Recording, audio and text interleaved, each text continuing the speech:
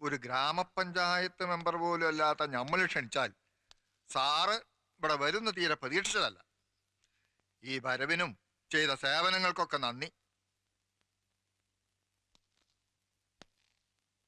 കുഞ്ഞലവിയെ ഒന്ന് അറസ്റ്റ് ചെയ്ത് മുഖം രക്ഷിക്കാൻ അവസരം കൊടുക്കാതെ താൻ എന്നീ കാട്ടിക്കൂട്ടിയ ഷോ ഓഫ് ഒക്കെ എന്തിനു വേണ്ടിയായിരുന്നു? ആർക്കു വേണ്ടിയായിരുന്നു?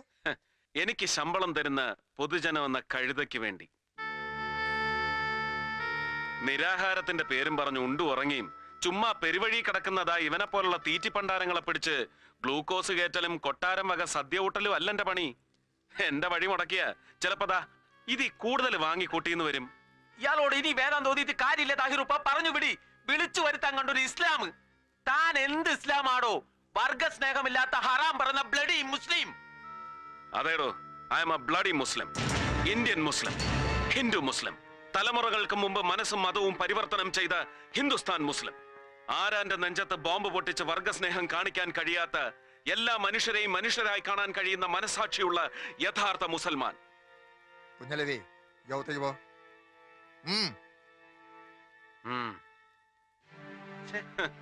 ഒരു നാലാംകട ഡൂക്കിലി നേതാവായിരുന്ന യവനെ പിടിച്ച് പാർട്ടിയുടെ തലപ്പത്തിരുത്തിയത് സമുദായം ഉദ്ധരിക്കാനായിരുന്നോ? അല്ലല്ലോ. എന്നോട് രാഷ്ട്രീയം പാടണ. ഇത് സ്വന്തം പാട്ടല്ല, അങ്ങാടി കേട്ട ഒരു പാട്ട് ഏറ്റുപാടാം. അരമന രഹസ്യമാണെങ്കിൽ അങ്ങ് ക്ഷമിച്ചേക്കണം. ഈ കുഞ്ഞലവി കാട്ടിക്കൂട്ടുന്ന പെറ്റി കേസുകളുടെ എല്ലാം പേരിൽ താഹിർ ഭരണപക്ഷത്തും പ്രതിപക്ഷത്തും അല്ലാതെ കിടന്ന് ഞെളിവിരി കൊണ്ട് നാറുന്നത് രാഷ്ട്രീയമല്ലെന്നാണ് പാട്ടിന്റെ പല്ലവി. പണ്ട് താഹിറിന്റെ വീടർക്ക് ചിക്കൻ ബോക്സ് വന്നെന്നോ അവരെ വേപ്പലയും വരട്ടുമഞ്ഞളും തേച്ച് ചൊറിയാൻ നിന്ന് തെക്കങ്ങാണ്ടുള്ള ഒരു ഉമ്മാച്ചിപ്പെണ്ണിന് സാഹിബ് കൊടുത്ത കനത്ത പാരിതോഷികമാണ് ഈ കുഞ്ഞലവി എന്നാണ് അങ്ങാടിപ്പാട്ടിന്റെ ബാക്കി. ചരണം വന്ന വഴിക്കാൻ എന്നെ മടക്കി വയ്ക്കാൻ എനിക്ക് കഴിയും. ഇല്ല, കഴിഞ്ഞൊന്നും വരില്ല സാഹിബേ. അത്രയ്ക്ക് കോമാളിയല്ല നമ്മുടെ മുഖ്യൻ. അമിതാവേശം കാട്ടി പൊളിറ്റിക്സിൽ ക്ലീൻ ഇമേജും സത്യസന്ധതയും ഉണ്ടെന്ന് അവകാശപ്പെടുന്ന താങ്കൾ ഇനിയും അങ്ങേരുടെ മുമ്പിൽ തരം താഴരുത്. ഒരു പൊടിക്ക് ജാതി സ്പിരിറ്റ് എനിക്കുണ്ടെന്ന് കൂട്ടിക്കോ. അല്ല, പല ജാതി ഇസ്ലാമുകളെ കണ്ടിട്ടുണ്ട്. ഇതെന്ത് ഇസ്ലാമാണ് റബ്ബേ?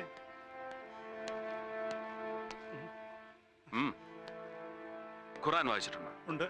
ഉണ്ടോ? ഇല്ല. പരിശുദ്ധ ഖുർആനിലെ ഒരു സൂറത്തെങ്കിലും അർത്ഥമറിഞ്ഞ അക്ഷരശുദ്ധിയോടെ ഇനിയെങ്കിലും ഉച്ചരിക്കാൻ പഠിക്കണം.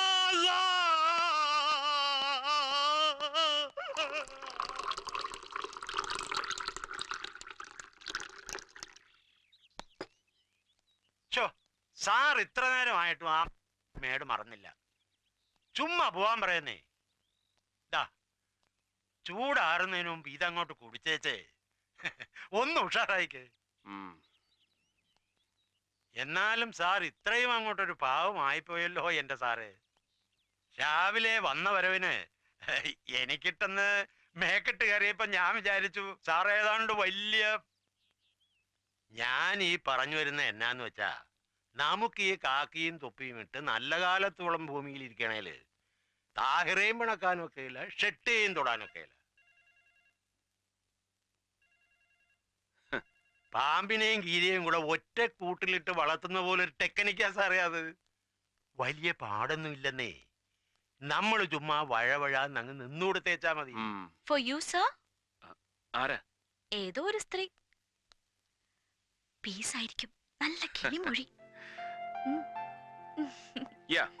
അല്ല, അതെ, വന്ന് കേറിയ ദിവസം തന്നെ ആകെ ചളകുളമായതുകൊണ്ട് മൂപ്പരങ്ങ് ചമ്പി നിൽക്കുക. ഞാൻ പിന്നെ ഓരോന്ന് പറഞ്ഞു പറഞ്ഞു പൊക്കിക്കൊണ്ടുവരുവാ. ആളൊരു തൊട്ടാവാടിയാ അല്ലയോ? നാളെ മറ്റന്നാളോ ഇവിടത്തെ സൗകര്യം എങ്ങനെയെന്ന് വെച്ചാ നമ്മുടെ വീട്ടുകാരത്ത് ഇങ്ങോട്ട് ഇറങ്ങാനിരിക്കുക. ആലീസേ. ഓ, വെൽക്കം. അതേന്നേ, കൊച്ചിന്റെ സ്കൂൾ അഡ്മിഷന്റെ കാര്യം ഇതുവരെ ഒന്നും ശരിയായി കാണത്തില്ലെന്ന് രാവിലെ അവളവിടെ പറയുന്ന കേട്ടു. വല്ലതും ആയായിരുന്നോ? ഒന്നും ആയിട്ടില്ല. ഇത്രയും ലേറ്റ് ആയതുകൊണ്ട് ഇനി നല്ല സ്കൂളിലൊന്നും നടക്കുമെന്ന് തോന്നില്ല. നടക്കാതെ പിന്നെ ആലീസ് നിരൂപിച്ച സെന്റ് ആന്റണീസിൽ തന്നെ നടക്കും. അതാ പ്രിൻസിപ്പൽ അച്ഛനും അവളും തമ്മിലുള്ള ഇരിപ്പ് വശം. Mister John Varghese. Yes sir. Get ready for an operation. Sir. എന്താ സാറേ, ആരായിരുന്നു ഫോണിൽ? അത് പറഞ്ഞില്ല. 5000 കേസ് വിസ്കിയുമായി ഷെട്ടിയുടെ ലോറികൾ വരുന്നു, വിതൗട്ട് എക്സൈസ് ഡ്യൂട്ടി. ഓ, അത്രേ ഉള്ളോ? വരുന്നത് ഷെട്ടിയാണെങ്കിൽ നമ്മൾ വിചാരിച്ച അയാൾ ഒരു കോപ്പം ചെയ്യാനൊക്കെ അല്ലേ സാറേ? അവൻ പോവും. നമ്മളിപ്പോ അലച്ചു കെട്ടി അവന്റെ പുറകെ പോയാൽ തന്നെ പണ്ട് പഴയ മുഖ്യമന്ത്രിക്ക് ഞാൻ എസ്കാർട്ട് പോയതുപോലെ ഇരിക്കും. അറിയാൻ ഗുരുവായൂരും വെടിനീർന്ന കൊടുങ്ങല്ലൂരും ഞാൻ. കൊല്ലവും കൊടുങ്ങല്ലൂരും keep moving, come on fast.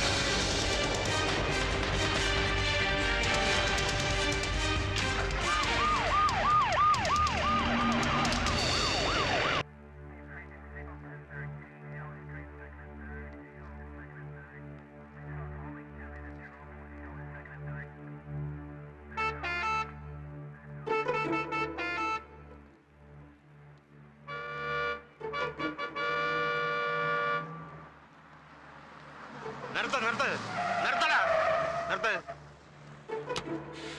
ഇങ്ങോട്ട് ഇറക്കടാ അവനെ. എവിടെ നടാ ലോഡ്? കോയമ്പത്തൂരിന്നാ.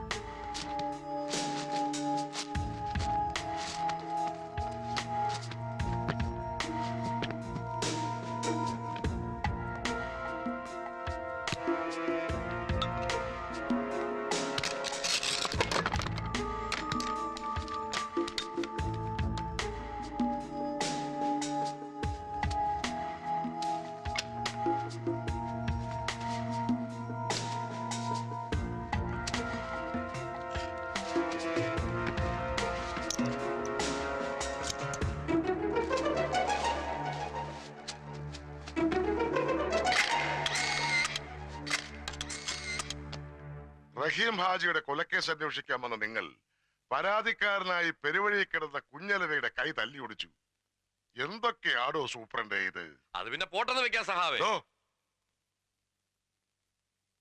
അല്ല, അതും സീരിയസ് ആയിട്ട് തന്നെ എടുക്കണം. പക്ഷെ ചുമ്മാ ഒരു രസത്തിന് ലാത്തി ചാർജും കണ്ടു നിന്ന നമ്മുടെ കുട്ടി സഹാക്കന്മാരുടെ ചന്തിയും തലയും തല്ലി പൊളിക്കാന്ന് വെച്ചാ മനഃപൂർവ്വമല്ല സാർ, മോബ് വയലന്റ് ആയി. ചാർജ് ചെയ്യാൻ ഓർഡർ കൊടുത്താ പിന്നെ കൊടിയുടെ നിറം നോക്കി തെരഞ്ഞു പിടിച്ച് അടിക്കാൻ ഒക്കില്ല സാർ. അത് താൻ എന്നെ പഠിപ്പിക്കണ്ട. ഞാൻ ഒരുപാട് ലാത്തി ചാർജ് കണ്ടവനാ. അതെ സാർ, അടി കൊണ്ടിട്ടല്ലേ ഉള്ളൂ. അടി കൊടുക്കുന്നവന്റെ വികാരം കൂടി ഒന്ന് മനസ്സിലാക്കണം. കല്ലും കത്തിയും വടിവാളുമായി നിൽക്കുന്ന ആയിരങ്ങളുടെ ജനക്കൂട്ടത്തെ 5 ലാത്തി കൊണ്ട് നേരിടുന്ന പോലീസുകാരനെടുക്കുന്ന ലൈഫ് റിസ്ക് കുറഞ്ഞ പക്ഷം ഒരു ഹോം മിനിസ്റ്ററെങ്കിലും ഒന്ന് മനസ്സിലാക്കിയിരിക്കുന്നത് നല്ലതാ. ഒലക്കേട മൂട്. എങ്ങാണ്ടെന്നൊരു ഫോൺ വന്നെന്ന് പറഞ്ഞ് അന്ന് രാത്രി എന്നെ കാടിളക്കി കൊടയം കുരിശും എടുത്ത് ഓടിയിരിക്കുന്നു ഷെട്ടിയെ പിടിക്കാൻ. എന്നിട്ട് എന്തായി? എന്താടോ ഇത്? പൂരപ്പറമ്പിലെ കുടമാറ്റോ?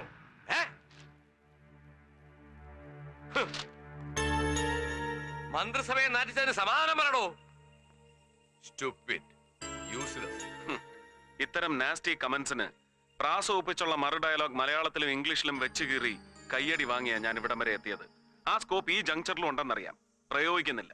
കയ്യടി വേണ്ടാഞ്ഞിട്ടോ ഭയന്നിട്ടോ ഒന്നുമല്ല, സൗകര്യമില്ല. ഇത്തരം നാഷണൽ വേസ്റ്റുകളോട് വായിട്ടലയ്ക്കാനുള്ള ക്ഷമയില്ലാഞ്ഞിട്ടാണ് സാർ. കൂടുതൽ വാലിട്ടിളക്കണ്ട. ഒരു IPS കാരൻ മുഹമ്മദ് സർക്കാർ. തനിക്ക് ഏതവനാണോ ഈ പേരിട്ടത്? സാറിന്റെ അച്ഛൻ.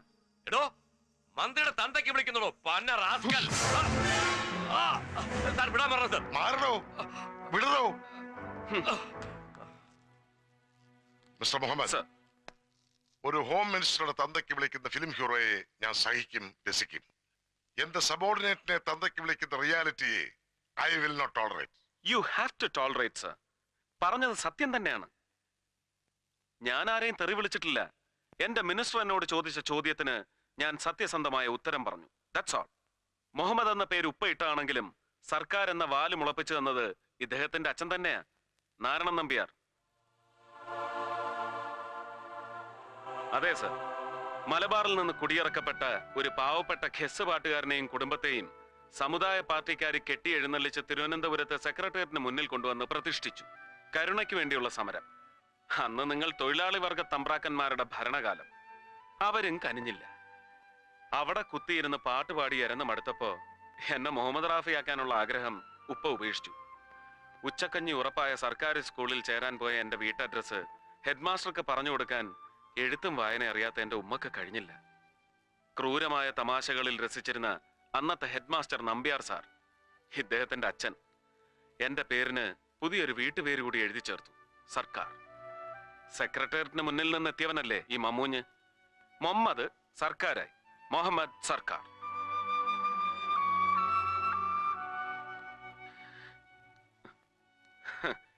ആദ്യം ആ കോമഡി എനിക്ക് രസിച്ചില്ലെങ്കിലും പിന്നീട് ഈ പേരിനൊരു സ്റ്റൈലൊക്കെ ഉണ്ടെന്ന് മനസ്സിലായി. സംശയം തോന്നിയവന്മാരോടൊക്കെ ഞാൻ വെച്ച് കാച്ചി. അന്നദാതാവായ പൊന്നു തമ്പുരാനും തമ്പുരാൻ അന്നം കൊടുത്തിരുന്ന ബ്രിട്ടീഷ് സായിപ്പും ചേർന്ന് ചത്തുപോയ എന്റെ ഏതോ വീരശൂര ഉപ്പുപ്പാക്ക് കൊടുത്ത സ്ഥാനപ്പേരാണ് ഈ സർക്കാർ എന്നൊക്കെ. Easy, easy. You carry on. Sir.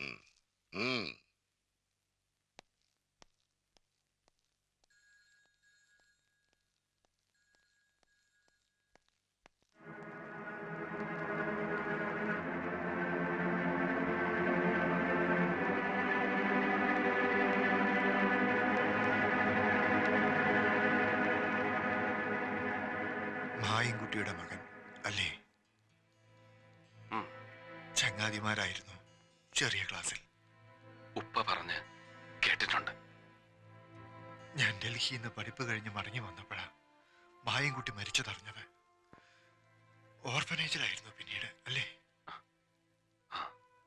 തിരുവനന്തപുരത്ത് സെന്റ് ജോസഫ്സ്, പിന്നെ അലഹബാദ്, വിവേകാനന്ദ, വേറെ പലയിടത്തും. മായൻകുട്ടിയുടെ മകനെ ഞാൻ സ്വീകരിച്ച വിധം ശരിയായില്ല അല്ലേ? അയ്യോ, ഞാൻ അങ്ങനൊന്നും കരുതിയിട്ടില്ല.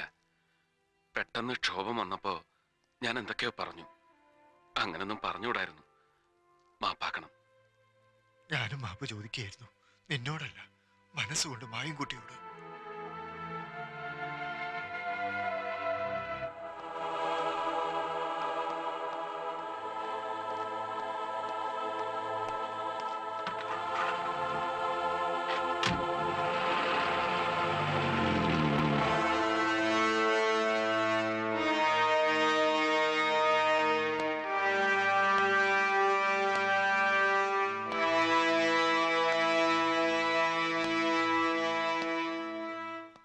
എനിക്ക് IPS ഇല്ല, പറഞ്ഞു വരുമ്പോ സാറിന്റെ അത്ര നക്ഷത്രവും ഇല്ല.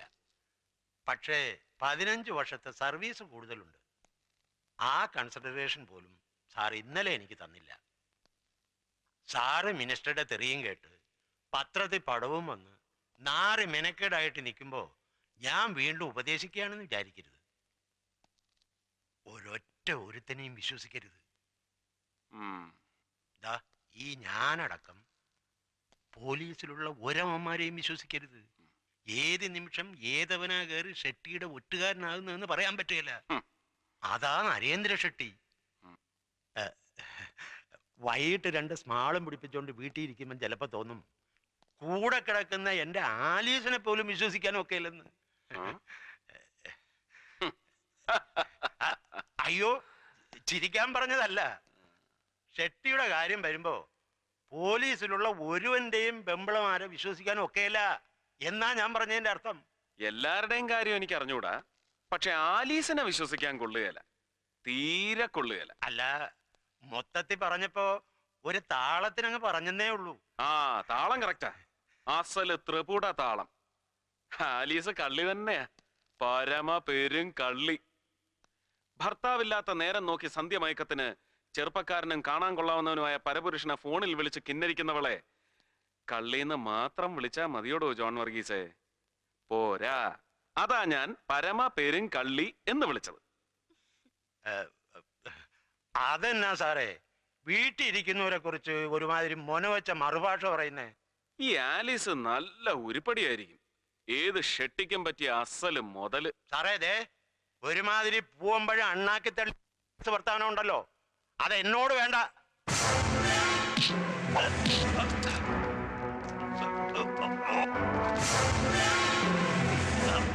പൂവമ്പഴം അണ്ണാക്കി തടഞ്ഞതിന്റെ അരുചി മാറ്റിത്തരാം. Feel the taste of your blood and brain. തലച്ചോറ് പിളർന്ന് അണ്ണാക്കിൽ ഇറങ്ങുന്നതിന്റെ സുഖം അറിയണോ തനിക്ക്?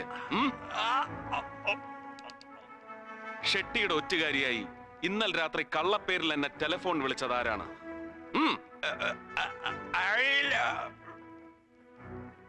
Sharma.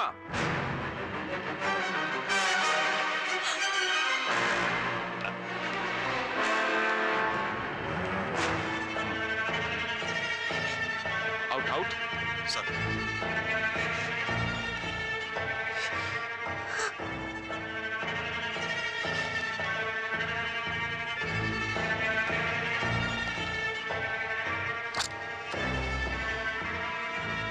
Mrs Alice John Varghese, Ramapuram തേക്കിൻകാട്ടിൽ പുന്നൂസ് തരകന്റെ മകൾ, ഷെട്ടിയുടെ വിശ്വസ്തനായ ഒറ്റുകാരന്റെ ഭാര്യ. ഈ കണ്ണീരും തൊഴുകയും ഷോ ഓഫ് ആണെന്നറിയാം. എന്നാലും സസ്പെൻഷൻ അടക്കമുള്ള ഒരു ഡിപ്പാർട്ട്മെന്റൽ ആക്ഷനും തൽക്കാലം ഞാൻ ഇയാൾക്കെതിരെ എടുക്കുന്നില്ല. This is for you. പറഞ്ഞത് ഭംഗിവാക്കല്ല, ഓൺലി ഫോർ യു. ടെലിഫോൺ വിളയാട്ടം ഇനിയും തുടരുമ്പോൾ ട്രൈ ടു അവോയ്ഡ് മീ. മനസ്സിലായടി പൊന്ന. Out.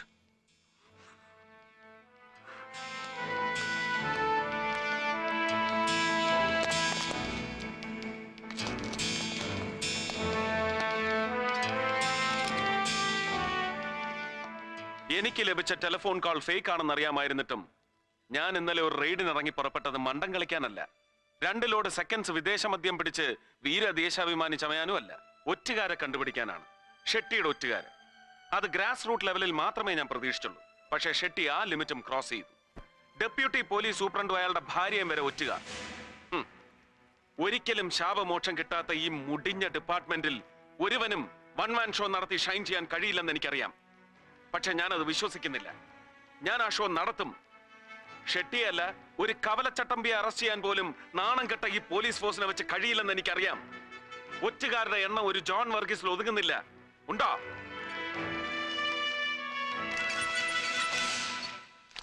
Telephone exchange number code. ഇന്നലെ വൈകുന്നേരം 5 മണി മുതൽ 9 മണി വരെ നിങ്ങൾ ഓരോരുത്തരുടെയും വീടുകളിൽ നിന്ന് പുറത്തേക്ക് വിളിച്ച നമ്പറുകളാണ്. അതിൽ ജോൺ വർഗീസിന്റെ വീട്ടിൽ നിന്ന് വിളിച്ചത് 2 നമ്പറുകൾ മാത്രം. ഒന്ന് എന്റെ വീട്ടിലേക്ക്, മറ്റൊന്ന് ഷെട്ടിയുടെ ഓഫീസിലേക്ക്.